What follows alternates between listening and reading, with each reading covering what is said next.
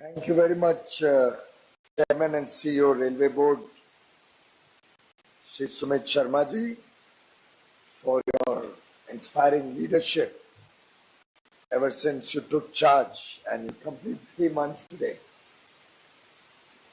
I think it's been a very, very critical period for the railways, but also a very fruitful and rewarding period in terms of taking the railway forward. And I'm sure that in the days to come, collectively, the entire railway family will achieve extraordinary results for which this entire nation has great expectations from the railways. All my esteemed colleagues from the Railway Board, all senior officials of the Indian Railways, both at the Rail Bhavan Railway Board office and who have joined us through video conferencing, हमारे सभी अधिकारी, कर्मचारी, देश भर में जुड़े हुए सभी रेल परिवार के सम्मानीय सदस्य, आज जो रिटायर होने वाले हैं, ऐसे मिलजुल के लगभग 2614 रेल परिवार के हमारा आज साथ छोड़ने वाले, रिटायर होने वाले सभी मेंबर्स, भाई और बहनों, वास्तव में रिटायरमेंट फंक्शन में हर बार मिक्स्ड फीलिंग्स तो होती हैं। एक प्रकार से कुछ ना कुछ हम अचीवमेंट्स की भी चर्चा हर फंक्शन में करते हैं, थोड़ी बहुत दुख भी होता है कि हमारे बड़े अच्छे साथी जिन्होंने बहुत बड़ा योगदान दिया रेलवे के प्रगति और रेलवे के काम में, वो सेवानिवृत्त हो रहे हैं और अब हमारे बीच में मीटिंगों में, वीडियो कॉन्फ्रेंसेस में, कई बार नोक झोंक में शामिल नहीं होंगे। लेकिन आज की इस मिक्स फीलिंग्स में मुझे बड़ा आनंद है, जैसा माननीय शर्मा जी ने कहा कि बहुत सारी उपलब्धियां और कोविड कार्यकाल में जब देश और पूरा विश्व कोविड की महामारी से परेशान था, जूझ रहा था, ऐसी कठिन परिस्थितियों में भारतीय रेल ने जिस प्रकार का काम किया, वो सही माने में अद्भुत भी है, सराहनीय है, तारीफ लायक है। और मैं समझता हूं ये आप सबका एक सामूहिक अचीवमेंट है, सामूहिक उपलब्धि है, जिसके बारे में आज के दिन तो कम से कम हमने सबने बड़े रूप में खुशी मनानी चाहिए। कई बार कहते हैं कि we lose the woods for the trees, और कुछ मात्रा में आज वो देखने को मिला।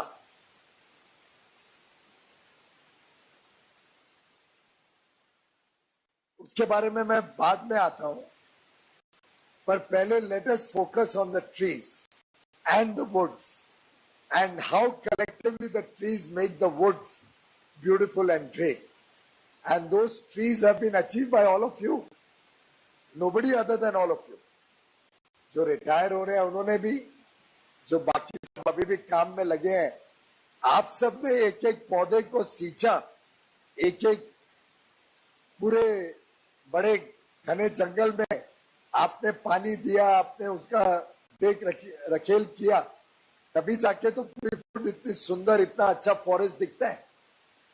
और आज की उपलब्धियां तो हर क्षेत्र में, अभी अभी चेयरमैन ने बताया कि कल तक के आंकड़ों के हिसाब से आप ऑलरेडी 1224 मिलियन टन लोडिंग पे पहुंच चुके हैं, जो आज तक के रेलवे के इतिहास में सबसे अधिक है, हाईएस्ट एवर फ्रेट लोडिंग। और कोविड की महामारी के समय जबकि पहले 4 महीने में तो हम 70 मिलियन टन माइनस चल रहे थे पिछले साल के निस्बत। पिछले साल तो 1210 था, तो हम 1210 में भी 70 मिलियन टन पीछे चल रहे थे।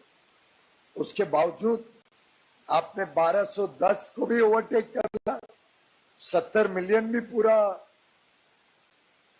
रीइंस्टेट कर लिया, अचीव कर लिया।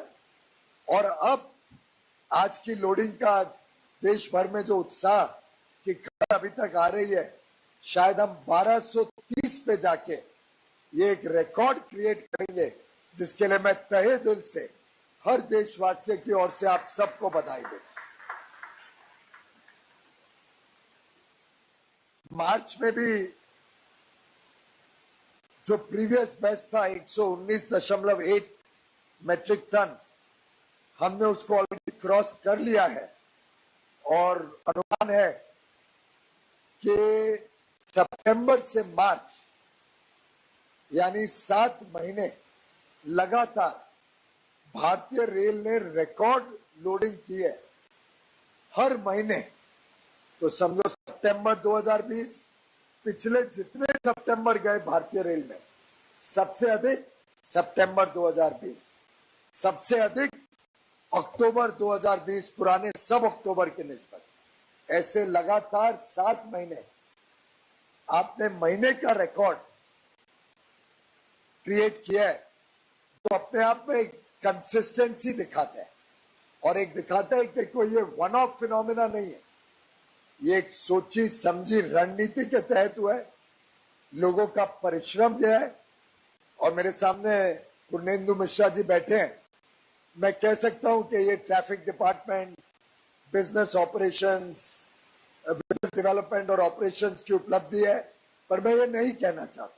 और पूर्णेंदु जी आप बुरा ना माने, क्योंकि मैं समझता हूं ये सामूहिक उपलब्धि है पूरे 12.5-13 लाख रेल परिवार की। और खाटी साहब वो विषय में आपका जवाब देने के लिए बाद में आने वाला हूं। और मेरी उम्मीद है कि हम ये इसी कड़ी को अप्रैल ऑनवर्ड्स भी आगे रखें।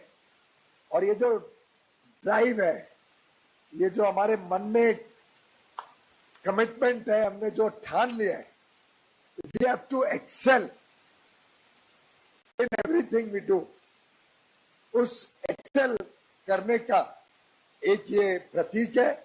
और मैं चाहूंगा कि हम यही उत्साह आगे भी चलाए रखें और हर रोज, हर हफ्ता, हर महीना और हर साल इसी उत्साह के साथ करें कि वी हैव टू एक्सेल। और पिछले सब कीर्तिमान को हमने पार करना है। ये महीना हर अप्रैल से बेटर होने वाला है। आगे चलते चलते फिर जब सितंबर आएगा तो हमने सितंबर 20 को भी ब्रेक करना है 21 में, और कोशिश करनी है कि अप्रैल 21 से मार्च 22 तक, और भारत की आजादी के 75वें वर्ष में अब हम प्रवेश कर चुके हैं। मैं समझता हूं it will be a fitting tribute कि हम हर महीने इस वर्ष भी 12 के 12 महीने हम एक्सेल करें, हर पुराने कीर्तिमान को एक्सीड करें फ्रेट में। और वास्तव में रिटायरमेंट के समय जो हमने अच्छे काम किए होते हैं, जो एक्सेल किया होता है, उसमें संतुष्टि व्यक्त करने का एक मौका मिलता है। और इसके बारे में AK Singh, general manager SWR का जवाब भी मैं बाद में दूंगा। फ्रेट रेवेन्यू में भी हमने पिछले वर्ष से अधिक फ्रेट रेवेन्यू इस वर्ष कलेक्ट किया है, पर मुझे लगता है हमें इसमें अभी और फोकस करने की आवश्यकता है। फ्रेट रेवेन्यू थोड़ा बहुत अपेक्षा से कम रहा है। GTKM जो मूव हुआ है उसमें अभी भी हमने सुधार करने की आवश्यकता है। उम्मीद करूंगा कि अगले 12 महीने हम इस विषय पे GTKM और जो टोटल रेवेन्यू है फ्रेट का, इस पे भी और अधिक फोकस करें, जिससे आगे चल के रेलवे सेल्फ सस्टेनिंग ऑर्गेनाइजेशन बन सके। और जो इतना लंबा चौड़ा घाटा आज के दिन चल रहा है, ऐसा ही नहीं सिर्फ कोविड के वर्ष में, 2 वर्ष अब हम घाटे में चले हैं। इस घाटे को और सस्टेन नहीं कर पाएंगे। हमने 21-22 को हर सूरत में, हर तरीके से मेहनत करके फिर एक बार प्रॉफिट या एटलीस्ट हमारी ऑपरेटिंग रेशियो को 95 से नीचे लाके, तो कोई बहुत बड़ा प्रॉफिट नहीं होगा, परंतु अगर ऑपरेटिंग रेशियो 95 पे आता है तो हम उम्मीद कर सकते हैं कि आगे और ज्यादा तेज गति से हम इंफ्रास्ट्रक्चर वर्क्स पे फोकस कर सकेंगे और ज्यादा अधिक हमें केंद्र सरकार से भी बजटरी सपोर्ट मिल सकेगा। पंक्चुअलिटी की भी आपकी अचीवमेंट अद्भुत है।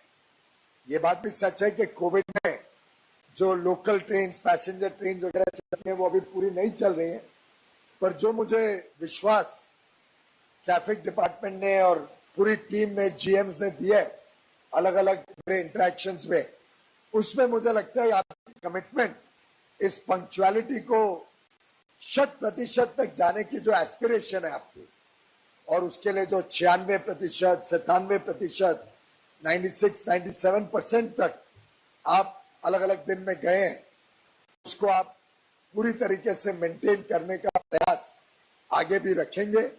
सिग्नलिंग डिपार्टमेंट थोड़ा और मेहनत करे और प्लानिंग के हिसाब से जो फॉग एरियाज हैं उन एरियाज में भी अगर हम अभी से प्लानिंग करें तो हमारे पास 6-7 महीने, 9 महीने पड़े हैं। कोशिश करें कि हम अगले वर्ष फॉग के दिनों में भी इस पंक्चुअलिटी को ज्यादा गिरने ना दें। 94.16% हमारी मेल एक्सप्रेस ट्रेन की पंक्चुअलिटी इस वर्ष में रही है, जो पिछले वर्ष 75% थी। बहुत अच्छा सुधार हुआ है, पर मुझे लगता है कि हमने कोशिश करनी चाहिए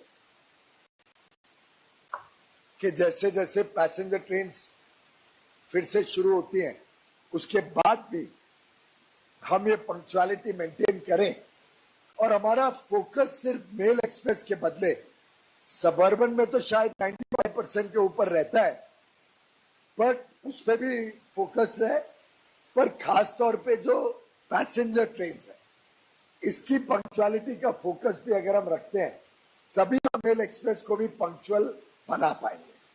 अगर पैसेंजर ट्रेन लेट लतीफा चलेंगी तो विश्वास करिए कि मेल एक्सप्रेस भी फिर लेट होनी शुरू हो जाएगी।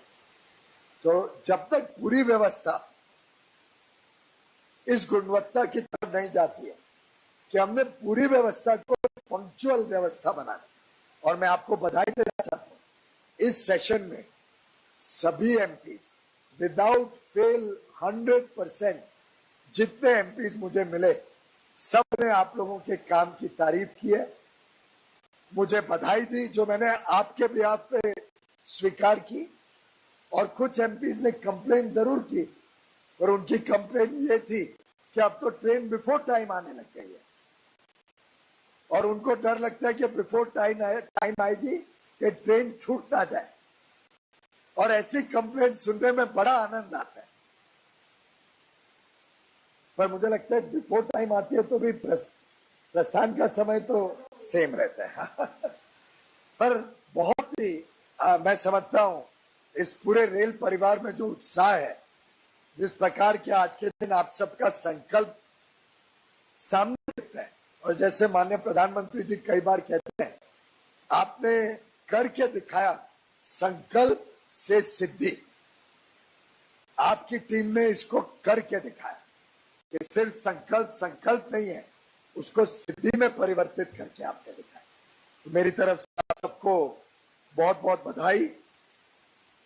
फ्रेट ट्रेन की स्पीड ये भी अपने आप में आप सबके संयुक्त प्रयासों का बहुत बड़ी उपलब्धि है, और ये मैं जब भी पूरे रेल परिवार की बात कर रहा हूं तो मानिए हर कर्मचारी से लेके रेलवे बोर्ड और चेयरमैन तक, हर director general, additional member, general manager, DRM, PD, इन सब के लिए मेरे मन में बहुत ही इज्जत बढ़ी है जिस प्रकार से आप सब ने मिलजुल कर प्रयास करके ये सब अचीवमेंट्स किए हैं। तो हर कामगार, चाहे वो वर्कशॉप में हो, कोच फैक्ट्री में हो,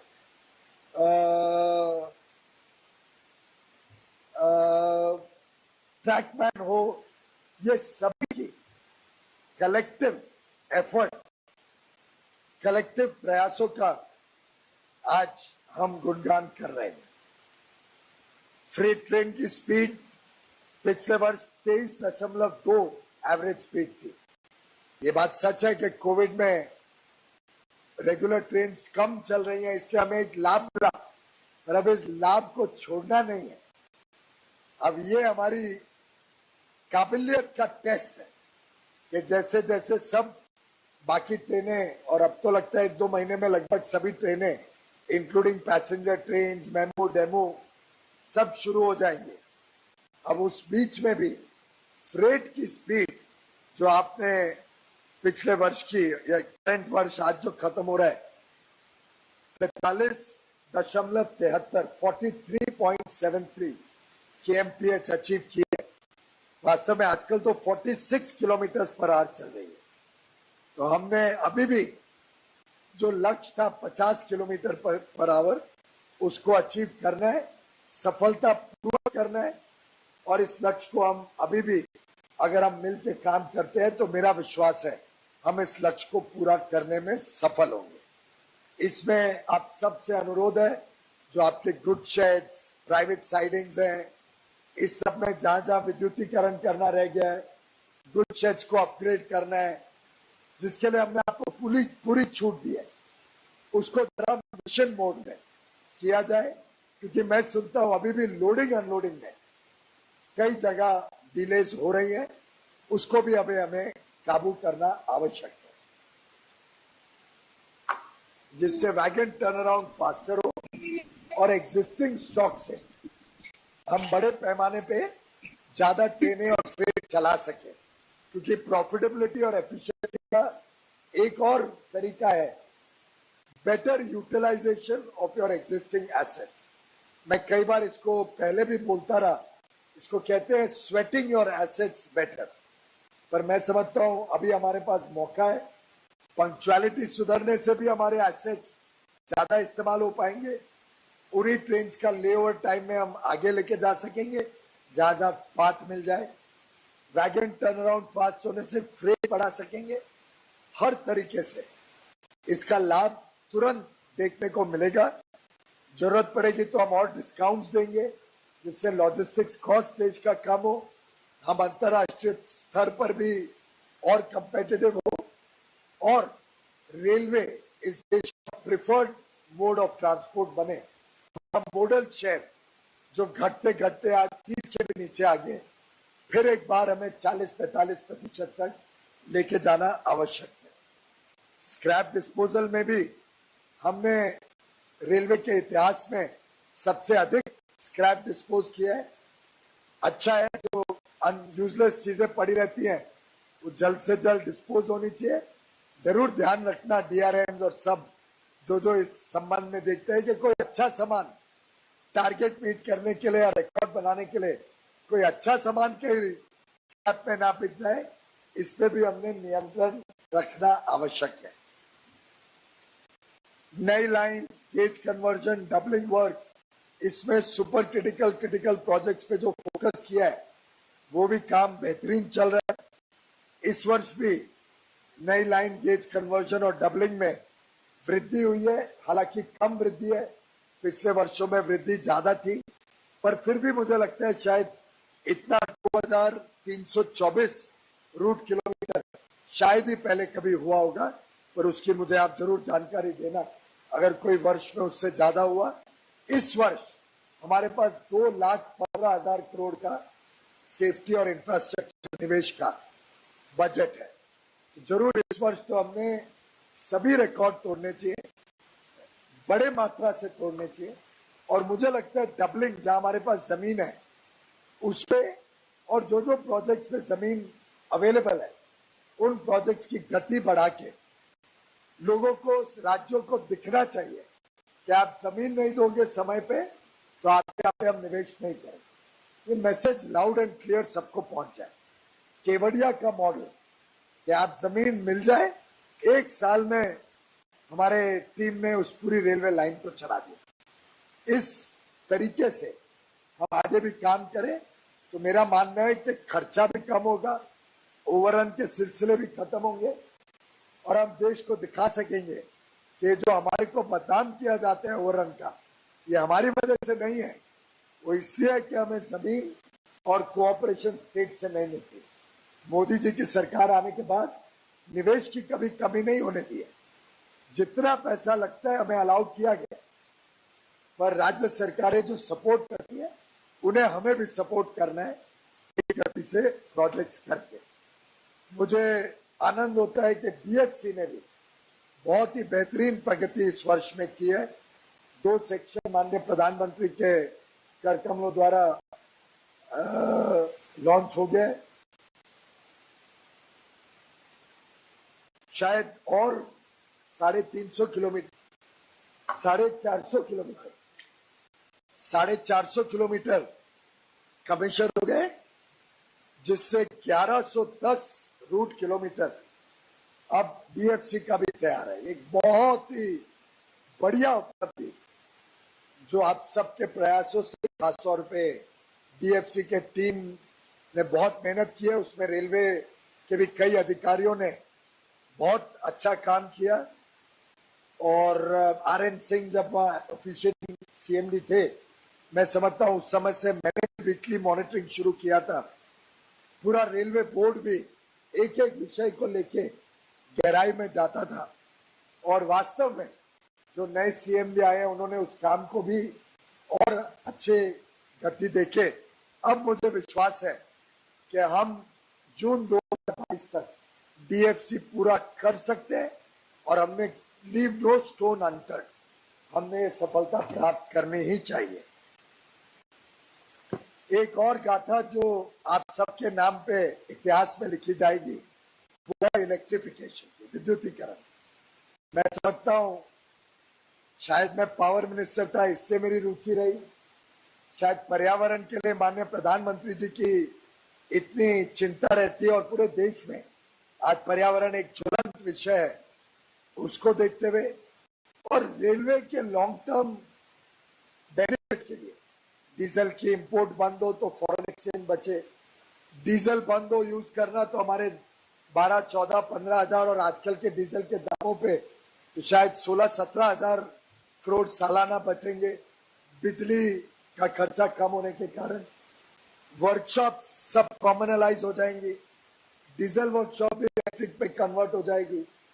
तो एक प्रकार से एक बड़े रूप में रेलवे को लाभ देने वाला आपका इलेक्ट्रिफिकेशन प्रोजेक्ट को आपने इस वर्ष 4 चांद लगा दिए और मैं आप सबको सामूहिक रूप से बधाई देना चाहता हूं। 5,500 किलोमीटर की सूचना तो मुझे मिल चुकी है इलेक्ट्रिफिकेशन की।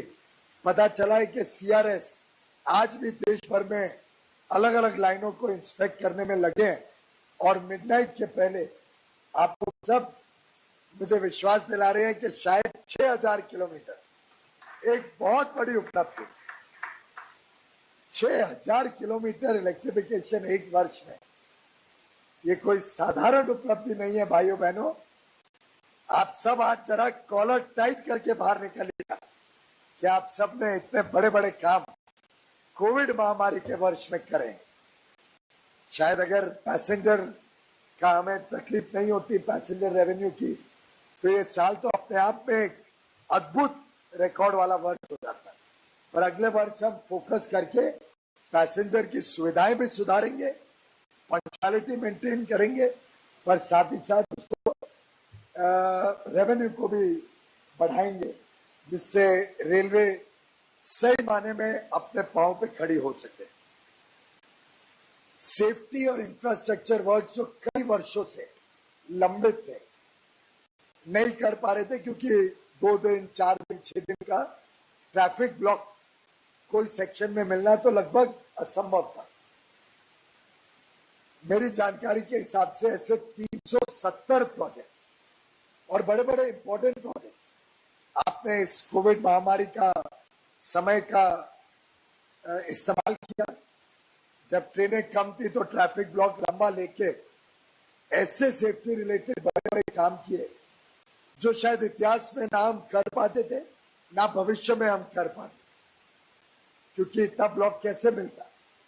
आपने ऐसे 370 काम जो कंप्लीट किए, ये भी आपकी एक बहुत बड़ी उपलब्धि है। आपका सबको बहुत बहुत बधाई। किसान रेल, हमारे जो अन्नदाता है, हमारे जो किसान हमको सेल्फ सफिशिएंट रखते हैं फूड ग्रेन्स में, उनके सम्मान में उनकी उपज के लिए सही दाम मिले, उसके लिए जो आपने किसान रेल को सक्सेसफुल किया है, अब तक लगभग 436 किसान रेल 45 रूट्स पे आपने चलाई है और 1,40,000 टन किसानों की उपज को देश के कोने कोने तक पहुंचाया। ये एक बहुत बढ़िया पहल, माननीय प्रधानमंत्री जी कई वर्षों से इसकी प्रतीक्षा कर रहे थे, इस वर्ष आपने की। मैं आप सबको बहुत बहुत बधाई देता हूं और मेरा स्पष्ट निर्देश है कि जहां भी किसान रेल की डिमांड हो उसको हमने पूरी करने की पूरी कोशिश करनी चाहिए, एक प्राथमिकता के साथ और संवेदना के साथ। जो हमारे किसान भाई बहनों की जो इस देश को सुरक्षित फूड सिक्योरिटी देने का जो इतना बड़ा योगदान है, जिस प्रकार से हम सबके घर में दूध, फल, सब्जियां, अनाज, इस सब के लिए हमारे किसानों द्वारा कभी कमी नहीं होने दी जाती है, उस सम्मान में किसान रेल को हम आगे भी बहुत बड़े रूप में प्राथमिकता दें। श्रमिक स्पेशल की गाथा हमने कई बार चर्चा कर ली है। एक दो इंसिडेंट्स को मैं मानता हूं आउट ऑफ प्रोपोर्शन ब्लो किया गया। वास्तव में हमारे रेल कर्मचारियों ने महामारी के खौफ और डर के बावजूद जो सेवा कार्य किया हमारे प्रवासी मजदूरों के लिए, 4,615 श्रमिक स्पेशल चली, 63 लाख तो रिकॉर्डेड पैसेंजर्स थे मुझे लगता है, और कई ज्यादा लोग जो लोकल ट्रेन उस समय चलाई उसमें कई और लोगों ने लाभ लिया। जैसे झांसी से हम बिहार ले जाते थे, गोरखपुर ले जाते थे। मुझे लगता है कि ये भी अपने आप में एक बहुत ही संवेदनशील काम आपने किया, जिसके लिए देश आपका कृतज्ञ है। आखिर मैंने ये बात कई बार कई फोरम्स पे, उल्टे कल मेरी चुनावी सभा में भी खड़गपुर में इस बात को रखा था कि मेरे पास एक भी रेलवे सदस्य का इंसिडेंट नहीं है जिसने कहा होगा कि मुझे डर लगता है मेरे परिवार वालों का। पर जब ड्यूटी ने कॉल किया तो लगातार कोविड के दिनों में ड्यूटी की। श्रमिक स्पेशल में हमारे आरपीएफ के जवानों ने सुरक्षा हर कोच में दी। आखिर इनके भी परिवार है, इनको भी डर लगता है। जो खाना पीना पहुंचाते थे, पानी पहुंचाते थे, उनको भी परिवार है, उनको भी डर लगता है। Loco pilot, trackman, station master, पूरा हमारा रेल परिवार एक फौज की तरह देश की जरूरत को पूरी करने के लिए जो उतर आया, साधारणतः उसका मुहावरा है सड़क पे उतर आया, और हम कह सकते हैं ट्रैक पे उतर आए। मैं समझता हूं अपने आप में आपने एक बहुत पुण्य का काम किया, जिसके लिए मैं आप सबका धन्यवाद देना चाहता हूं। इसी दौरान 1619 पुरानी आईसीएफ कोचेस जो शायद किसी काम की नहीं थी, स्क्रैप होती, उसको एनएमजी कोचेस में आपने कन्वर्ट करके, और ये लगभग 5 गुना फिगर है पिछले वर्ष के लिए, 5 गुना। आपने एक प्रकार से हमने ऑटोमोबाइल लोडिंग के लिए और ऑटोमोबाइल ट्रांसपोर्ट का एक नया अध्याय रेलवे में शुरू किया है। मैं आप सबको बधाई देता हूं। ऑटोमोबाइल लोडिंग 90% बढ़ी है, और मुझे लगता है अगर हम अभी भी उनसे बातचीत करें, सब ऑटो कंपनीज को एक साइडिंग बना दें। विचार किया जा सकता है हम बनाएं, वो बनाएं, मिलके बनाएं, पर अगर हम साइडिंग, इलेक्ट्रिफाइड साइडिंग बना दें तो मुझे लगता है ये आंकड़ा और अधिक बढ़ सकता है, क्योंकि फिर ट्रक में लाना, फिर ट्रेन में लोड करना, और हमारे गुडशेड्स की हालत देख के थोड़ी नई गाड़ियों को लाने में डरते भी हैं ऑटो कंपनी, पर उन्हीं की फैक्ट्री में लोड हो और उनके लिए स्पेशल फैसिलिटी हो अनलोडिंग की, तो मैं समझता हूं उसका भी एक बड़ा स्कोप मुझे दिखता है। Road over bridges, track renewal, हर चीज में वृद्धि हुई है। ट्रैक रिन्यूअल तो 5,505 किलोमीटर, यानी एक तरीके से सेफ्टी के लिए एक बहुत अच्छा संदेश कि सेफ्टी हम प्राथमिकता देते हैं। सेक्शनल स्पीड इंक्रीज भी लगभग 12,000 रूट किलोमीटर में इस वर्ष हुई है, कंपेयर टू 5,670 पिछले वर्ष। ये नॉर्मली 110 से 130 और 90 या 100 से 110 की उपलब्धि आपने की है। साथ ही साथ लूप लाइन की स्पीड भी 3,885 किलोमीटर पर बढ़ी है। कई सारे और विषय मेरे सामने हैं, पर मैं इस बात को इधर विराम देता हूं ये कह के कि आज आप सब अपने कामों पे संतुष्टि ले सकते हैं, गौरव ले कर सकते हैं, पर साथ ही साथ इस गौरव, इस खुशी के साथ हमने प्रतिज्ञा लेनी चाहिए, हमने संकल्प लेना चाहिए कि हम जिस काम में जुटे हैं, ये नौकरी भी है, हमारा घर भी चलाती है, काम है, लेकिन सेवा कार्य भी है। आखिर सरकार इसको अगर एक यूटिलिटी के रूप में चला रही, और मैंने तो कई बार ये बात रिपीट की है, पार्लियामेंट में भी की है और अभी भी कर रहा हूं कि रेलवे सरकारी उपक्रम है, भारत सरकार की है, और हमेशा इसकी मालकियत भारत सरकार की ही रहेगी। कोई सवाल नहीं है इसको प्राइवेटाइज करने का। हमारी जो निवेश की जरूरत है, जो अनुमानित 50 लाख करोड़ रुपए की जरूरत निवेश की आवश्यकता है, जिससे रेलवे और ज्यादा वृद्धि कर सके, वो पूरा शायद हम सरकारी खजाने से या रेलवे के खर्चे से ना कर पाए। उसके लिए हम पब्लिक प्राइवेट पार्टनरशिप इनवाइट करें, dedicated freight corridors, high speed railway system, नई अच्छी विश्व स्तरीय ट्रेनें, गुड शेड्स को अच्छा बनाना, स्टेशंस को अच्छा बनाना, इन सब चीजों में अगर हम पब्लिक प्राइवेट पार्टनरशिप में प्रोजेक्ट करते हैं तो एक कोई प्राइवेटाइजेशन नहीं है, ये हमारे को पैसा उपलब्ध कराते हैं, हमारे पास नई टेक्नोलॉजी लाते हैं, हमारे काम को और सुविधाजनक बनाते हैं। जो सेवा हम देश की कर रहे हैं, चाहे वो यात्रियों की हो, चाहे मालगाड़ियों के माध्यम से, उसको और अच्छा बनाते हैं। इसमें तो किसी को कोई इतराज नहीं होना चाहिए, पर मैं कई बार कह चुका हूं, आज आप सबके समक्ष फिर दोहराना चाहता हूं कि रेलवे को प्राइवेटाइज करने का कोई प्रस्ताव नहीं है, कोई इस विषय में चर्चा नहीं है, कोई संभावना नहीं है, और अगर कोई आपको कुछ ऐसी बात बोले तो पूरी तरीके से झूठ है, आपको गुमराह करने की कोशिश की जा रही है।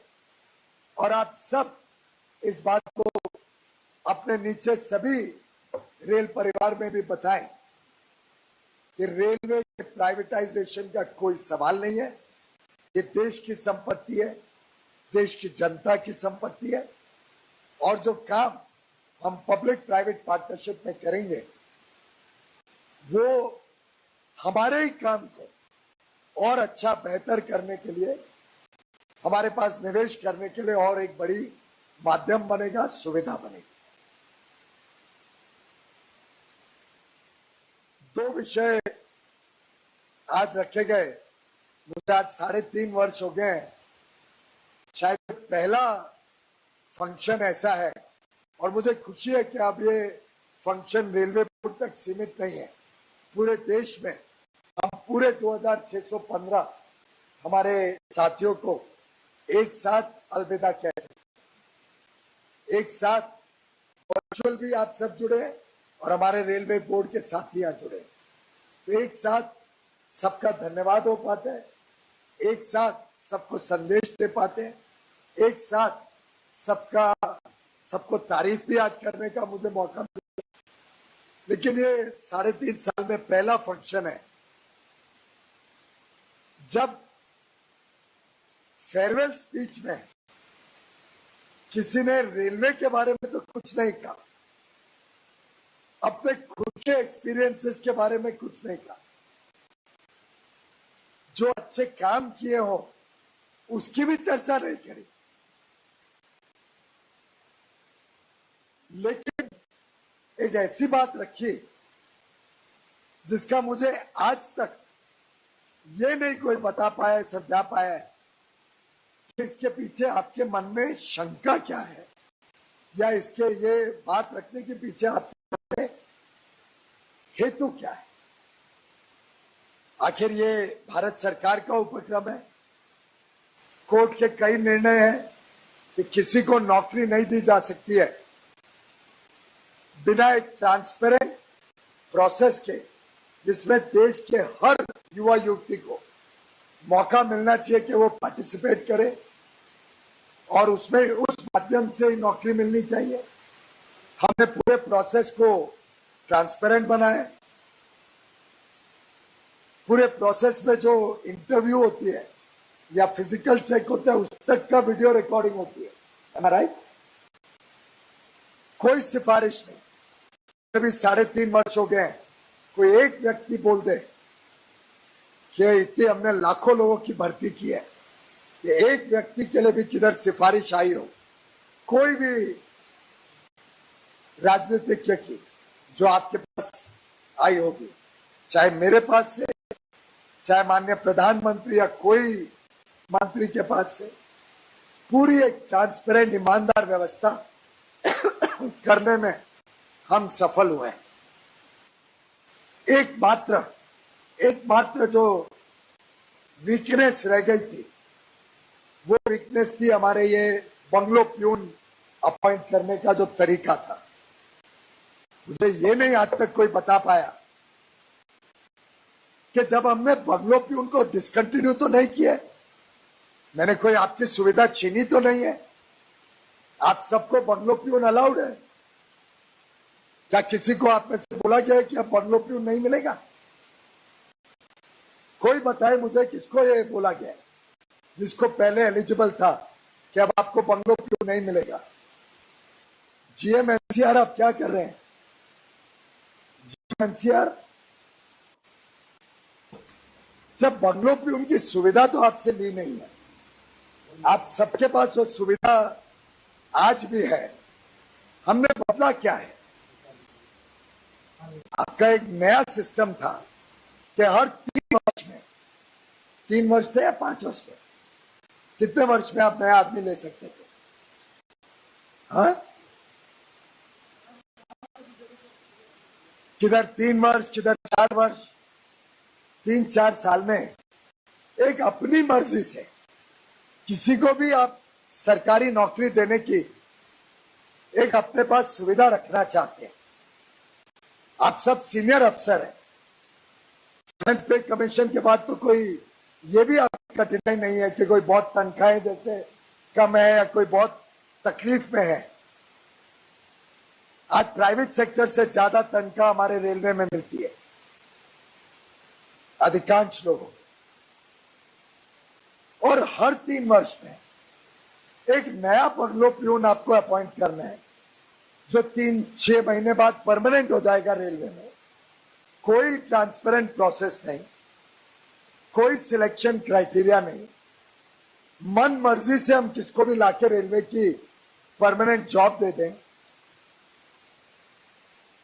क्या ये लीगली टेनेबल है और क्या ये सही काम हो रहा था?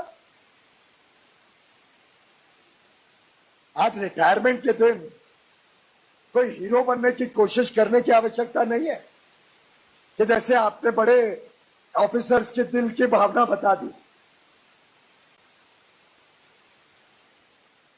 ऑफिसर्स भी अपने अंतर्गिरोह में देखें कितने लोग तकलीफ में आज के दिन चल रहे हैं, कितने युवा युवती परेशान है। करोड़ लोग बैठते हैं एग्जाम के लिए उम्मीदों से। कोई मुझे बताए कि आप सिलेक्ट क्यों करना चाहते हो आउट ऑफ टर्न हर 3 साल किसी व्यक्ति को। कोई पूछ सकता है आपको कि आप क्या इसके पीछे हेतु क्या है। आज सरकारी परमानेंट जॉब आप ऑफर करो तो हम सब जानते हैं कि उसके पीछे क्या क्या गलत चीजें होती थी, कितने सारे स्कैंडल हुए हैं पहले। बड़े बड़े नेता जेल गए हैं इसके लिए, अधिकारी जेल गए हैं इसके लिए। मुझे कोई बताए कि हमने हजारों लोगों को ऐसे नौकरी दी है गत इतने वर्षों में। सब है ना रेलवे में, अब ले लो उसमें से, रखो अपने घर पे बंगलो प्यून करके।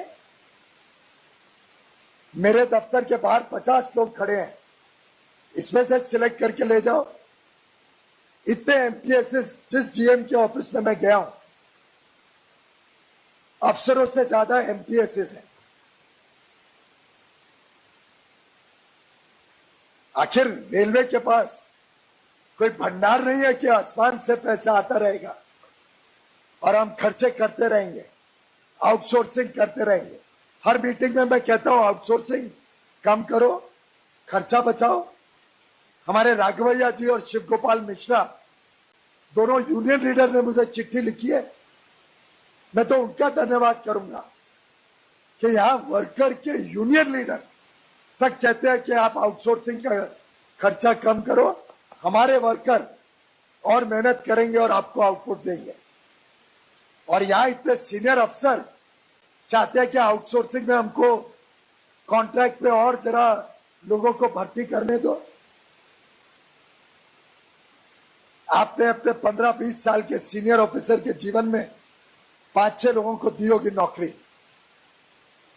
ले लो उसमें से कोई, आपका ही चुनाव है। तो इतना दुख हो रहा है कि कहा आज हर्ष और उल्लास का दिन था, इतनी सारी उपलब्धियां। और मेरे जीवन का पहला अनुभव है कि रिटायरमेंट पे आदमी अपनी गुणगान गाता है, अपने अनुभव बताता है। एक खुशी होती है कि मेरी वजह से आज भारतीय रेल के इतनी सारी उपलब्धि, ना भूतो भविष्य में तो हम इससे अच्छा करेंगे। और खाती साहब माफ करिएगा, बुरा मत मानिए, मैंने आपको डीजी एचआर की नियुक्ति करी थी। आप भूल रहे हैं कितनी बार आप मेरे पास आए थे। इससे नहीं करी थी कि कोई आपका मेरा रिश्ता है, इसलिए करी थी क्योंकि आप कॉम्पिटेंट थे, आप में क्षमताएं थी, आप एलिजिबल थे, हर प्रकार से सूटेबल थे। और हमने कोशिश की है ट्रांसपेरेंसी सब अपॉइंटमेंट्स में लाने के लिए। पहले रेलवे बोर्ड में कौन आता था?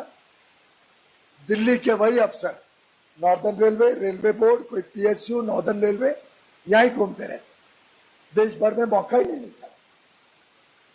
हमने शुरू किया कि एडवर्टाइज करेंगे, सब लोग अपना अप्लाई कर सके रेलवे बोर्ड आने के लिए, सबको मौका मिले, मे द बेस्ट मैन कम।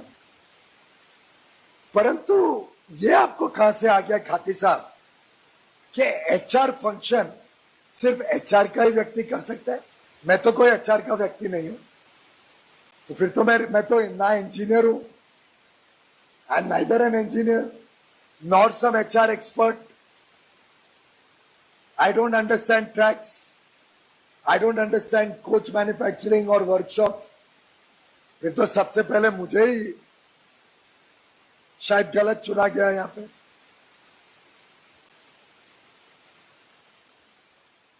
मैं जानता हूं बैंक ऑफ बड़ौदा के एक चेयरमैन मैनेजिंग डायरेक्टर बने थे, वो एचआर के व्यक्ति थे, एचआर एक्सपर्ट थे। फिर तो पूरे बैंक ऑफ बड़ौदा ने कहना चाहिए था कि भैया ये तो डायरेक्टर पर्सनल के आगे नहीं जा सकते, तो इनको तो आता ही नहीं एचआर के अलावा कुछ। मतलब आप जितने एचआर के हमारे कर्मचारी हैं उन सबका चेयरमैन बनने का ख्वाब ही खत्म कर दोगे? ये चाहते हो आप? फिर एक बार बांटना चाहते हो रेलवे को? बड़ी मुश्किल से आज रेलवे में एक भावना बनी है कि हम एक परिवार हैं, और ये बनाने में आप सबने मेरा सहयोग किया। हमने इस पे लगभग ऑलमोस्ट वोटिंग रेफरेंडम किया। पीछे थोड़ी कुतर हुई, लेकिन अधिकांश लोगों ने इसकी सहमति दी। उसके बाद ही मूव किया। पहले 2 बार नहीं कर पाया था, कोई आम सहमति नहीं बनी। फिर भी कोशिश हर तरीके से हो रही है, सबके साथ न्याय हो, किसके साथ अन्याय नहीं। मुझे अभी भी याद है, एक जीएम आए थे मेरे पास, जिनका अगर ये व्यवस्थाएं नहीं बदलती तो लॉजिकल वे में जो आपका पुराना सिस्टम था सीनियोरिटी से, वो चेयरमैन रेलवे बोर्ड बनते। परंतु जो सिस्टम चेंज करने की कल्पना चल रही, एक सर्विस मेरिट कम सीनियोरिटी पे, अच्छी मेरिट को भी कोई, काबिलियत को भी कोई वैल्यू की जाए, इंटरव्यू पैनल हो, इंडिपेंडेंट असेसमेंट हो, सिर्फ हमारे डेट ऑफ बर्थ के हिसाब से ही तय नहीं हो। ये नहीं हो कि हमारी डेट ऑफ बर्थ के हिसाब से हमारा नंबर लग रहा है तो 4 एनोनिमस कंप्लेन हमारे खिलाफ फाइल हो जाए। होता था ना रेलवे में, कितने केसेस है, मेरे सामने हुआ है। जिसका नंबर लगता है जीएम का, उसके कंप्लेंट आनी शुरू हो जाती है। अब ये व्यवस्थाएं जब तक हम नहीं बदलेंगे, आधुनिक नहीं बनाएंगे, भविष्य की ओर देख के आगे को रेलवे को एक कंपेटिटिव एफिशिएंट ऑर्गेनाइजेशन नहीं बनाएंगे, कैसा भविष्य चाहते हैं हम रेलवे? और मैं समझता हूं वो जीएम का सैक्रिफाइस, जिसको मालूम था कि मैं चेयरमैन बन सकता हूं और नई व्यवस्था में शायद चेयरमैन नहीं बनूंगा, परंतु अभी भी जब आते हैं खुशी हंसी दिखती है उनके मुंह पे। कभी एक बार कंप्लेन नहीं की है, मेरी जानकारी में है बात, उन्होंने नहीं बताया मुझे, कभी आज तक उन्होंने नहीं एहसास दिलाया, पर मेरे पास तो रिकॉर्ड रहता है। मैं सैल्यूट करता हूं आप सबको जिनके जहन में है कि शायद थोड़ा बहुत सैक्रिफाइस हमारा एक दूसरे का भी हो सकता है, पर एक लॉन्ग टर्म व्यवस्था देश की सुधरे। भारतीय रेल एक अच्छी संस्था जो सिर्फ पैसेंजर्स को अपने स्थान पे नहीं पहुंचाए, सिर्फ सामान को, फ्रेट गुड्स को अपने जगह तक नहीं पहुंचाए, पर जो देश में अपनी गुडविल बनाए, जो देश में खुशियां बनवाए, देश में इज्जत कमाए। जब आप बाहर जाएं तो इज्जत से जाएं कि मैं भारतीय रेल का एक गैलरी की तरह काम कर रहा हूं। मैं समझता हूं शायद मैं थोड़ा ज्यादा बोल गया, पर मेरी इच्छा थी, क्योंकि आज दोनों भाषण बड़े माइक्रो थिंकिंग वाले, तो कहते हैं समुचित सोच, द राइट वर्ड, छोटी सी, very very low on vision. और मैं तो खुद ही अभी दुविधा में हूं कि मैंने पता नहीं है वर्चुअल कम फिजिकल रिटायरमेंट फंक्शन पे इतना आनंद लिया, वो आनंद ठीक था कि नहीं था। मेरी तो इच्छा सिर्फ ये उपलब्धियां गिनाने की थी, आपको धन्यवाद और बधाई देने की। ईमानदारी की बात यह है, मैंने चेयरमैन को कहा कि मुझे जवाब देना पड़ेगा, उन्होंने मुझे रोका। चेयरमैन ने कहा आपके लेवल पे मत बोलिए। वहां बैठे बैठे हमारी बात चल रही थी, इन्होंने कहा आप मत बोलिए। मैं भी सोचता रहा पूरे समय के क्या करूं।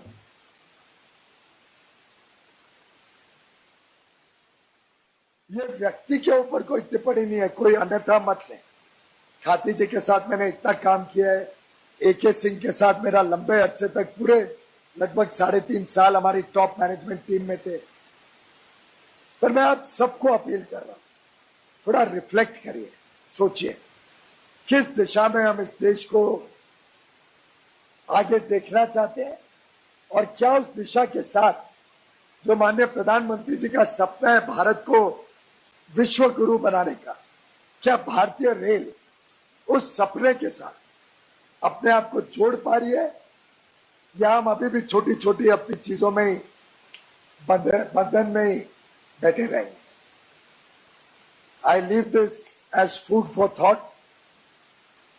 उम्मीद करूंगा कि थोड़ा आप सब रिफ्लेक्ट करें, किसको कोई मेरी बात अच्छी नहीं लगी हो तो मैं क्षमा प्रार्थी हूं, क्षमा मांगता हूं।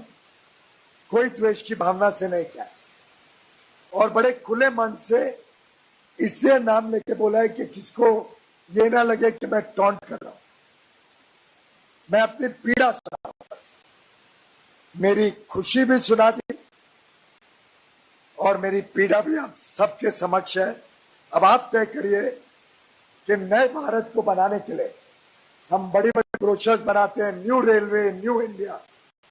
क्या उस न्यू इंडिया के साथ भारतीय रेल कंटेम्पररी रहेगा या नहीं रहेगा, ये आप लोग तय करिए। I leave it to you. जो आज रिटायर हो रहे हैं उनके बारे में मैं ज्यादा बोल नहीं पाया, पर आप सबकी सेवाओं के लिए तहे दिल से बहुत बहुत आभार, धन्यवाद। आपकी सेवाओं के लिए आपको बधाई। उम्मीद करूंगा आपके आगे का जीवन भी बहुत ही खुशियों भरा हो, बहुत ही सेटिस्फाइंग हो। देश की सेवा अवश्य करते रहिएगा। साथ ही साथ कोविड अभी खत्म नहीं हुआ है, मैं उम्मीद करता हूं हम सब उसकी प्रिकॉशंस पूरी तरीके से ले रहे हैं। मास्क 24 घंटे पहने रखें और हमारे आसपास भी सबको प्रोत्साहित करें कि कोविड महामारी ने फिर से एक सेकेंड वेव लिया है। हम और प्रिकॉशन जितने ले सके लिए जाएं, सैनिटाइज करें दफ्तरों को regularly, periodically, train station, train सब पे साफ सुथरा माहौल रहे। इसी के साथ साथ वैक्सीनेशन कल से 45 एंड अबव हो गए, मुझे लगता है लाखों रेलवे के कर्मचारी एलिजिबल हो गए। हमारे जितने सेंटर्स हैं जहां वैक्सीनेशन हो सकता है, अगर अभी अप्रूव नहीं है तो उनको अप्रूव करवाइए। और 100 की लिमिट नहीं है, जरूरत पड़े तो 24 घंटे चालू रखिए। 12 घंटे तो अलाउड ही है 9 से 9। पूछ लो हेल्थ मिनिस्ट्री से, 24 घंटे चालू रखिए। पर जल्द से जल्द 45 एंड अबव हम हमारे रेलवे में और हमारे परिवार में सबको वैक्सीनेट करा ले।